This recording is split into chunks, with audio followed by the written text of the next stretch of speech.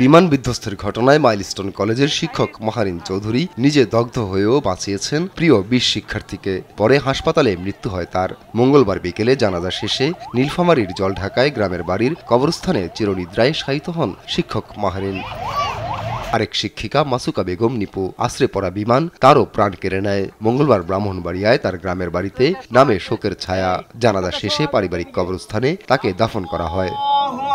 এটাই দোয়া করি আল্লাহ জান্নাতবাসী করুক। এখন পর্যন্ত এটাই দোয়া করতেছে আর সবাই যেন এটাই দোয়া করেছে মাননীয় সরকার বাহাদুর এটি সুষ্ঠুভাবে তদন্ত করে যেন দেখে। মঙ্গলবার রাত ২:৩০টার দিকে নিহত শিশু তানভীরের মরদেহ পৌঁছায় গ্রামের বাড়ি টাঙ্গাইলের মির্জাপুরের নবভাত এলাকায়। সকালে নয়াপাড়া গ্রামের স্থানীয় মাদ্রাসায় জানাজা শেষে দাফন করা হয় মরদেহ। প্রিয় সন্তানকে হারিয়ে পাগল প্রায় বাবা মা। তানভীরের কোঅর্ডিনেটর মিস উনি ফোন দিয়েছে আমাকে, বললো যে তানভীর যে বার্ন ইউনিট আছে ওরা হেলিকপ্টার দিয়ে ঢাকা মেডিকেলে নেওয়া হয়েছে। ওইখানে আমাদের আরো ২-৪ জন ভাতিজা ছিল, ওরা আগে শনাক্ত করছে।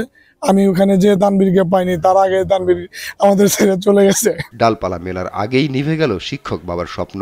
দগ্ধ হয়ে মারা গেছে সখীপুরের শিশু মেহনাজ আফরিন হুমাইরাও। সকালে তারও দাফন সম্পন্ন হয়েছে। পরিবারের দাবি সুষ্ঠু তদন্তের।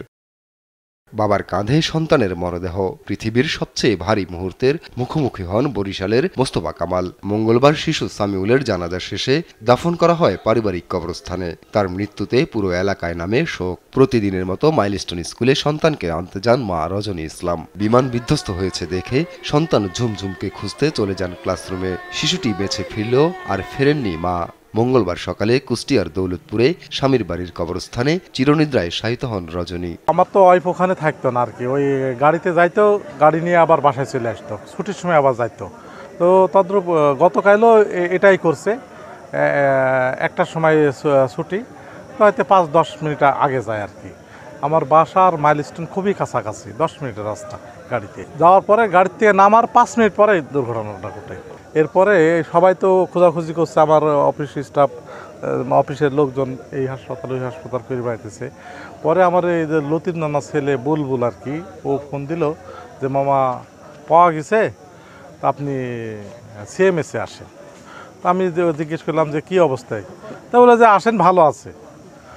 পরে আমি ওখানে পৌঁছালাম, পৌঁছানোর পরে ওই আর্মিতে বললো যে দেখেন আছে কি না। পরে আমি দূর থেকেই মানে পোশাক দেখেই চিনতে পারছি। খুবই লোক গেছিল, ওর মতন মেয়ে হয় না। আমাদের সবার মধ্যে সে অন্যরকম। এখন ওকে বাবু ছাড়া ডাকিনি, ও ছেলে মেয়ে সব বড় হয়ে গিয়েছে। রজনী মানে বাবু। মানুষের মধ্যে যে এইভাবে কি করে সরকার, যে এরকম প্লেন আসি স্কুলের মধ্যে পড়ছে, এটা কোনো কথা হলো? কিন্তু আমরা ওখানে তো কোনো গার্জিয়ানও যেতে পারে নাই, সেনাবাহিনী ওটা নিয়ন্ত্রণে রাখছে, পাবলিক ওখানে যেতে পারে নাই। না, কোথাও কোনো ইনজুরি নাই, শুধু মাথার পিছন সাইডটাতে আঘাত পেয়েছে এবং মগজ এগুলো বের হয়ে আসছে। সোমবার রাতে বার্ন ইনস্টিটিউটে মৃত্যু হয় দগ্ধ শিশু সামিমের। নিভে যায় তার ডাক্তার হওয়ার স্বপ্ন।